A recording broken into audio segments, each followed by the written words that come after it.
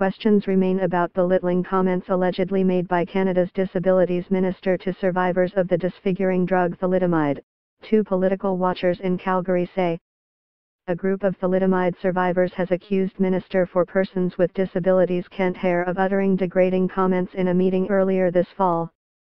In response to members of the group reading really heartfelt testimonials, Minister Hehr apropos of nothing commented, "Well, you don't have it as bad today as adults as you did when you were kids," Fiona Sampson, a human rights lawyer and chair of Thalidomide Survivors Task Group, told reporters.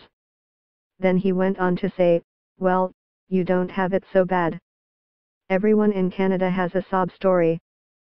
Thalidomide is a drug that was prescribed to pregnant women to ease morning sickness in the late 1950s and early 1960s, but instead it led to miscarriages and birth defects. Survivors now live with missing or underdeveloped limbs and a host of health problems." Hehr has apologized, though was unclear on some allegations, saying he understood their lives were difficult and that he did not intend to offend them. Without an audio tape, it's tough to tell what the context was, Mount Royal University political scientist Dwayne Bratt told the Calgary IE-Opiner on Wednesday. Was this sort of gallows humor, which Kent often uses about himself?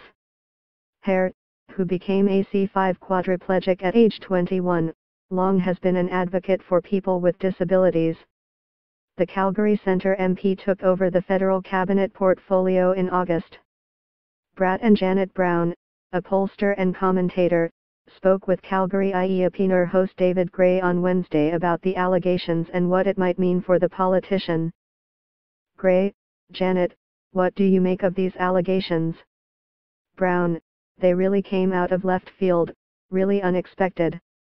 To have these kinds of accusations leveled against a guy like Kent Hehr, who's so well known as an activist for the disabled, it just seemed really uncharacteristic. So I think it really took a lot of people by surprise because it's an odd allegation and it seems even more strange it was leveled against Kent Hehr." Gray: "Dwayne, what are your thoughts?"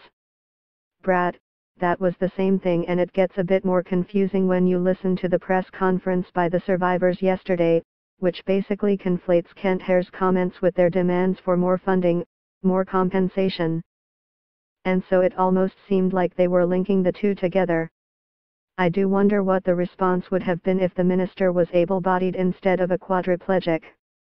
Gray: "What do you mean by that?" Bratt: "With a quadriplegic, I think we're going to give him a bit more of the benefit of the doubt in dealing with insensitivities towards people with disabilities than we might not with an able-bodied person."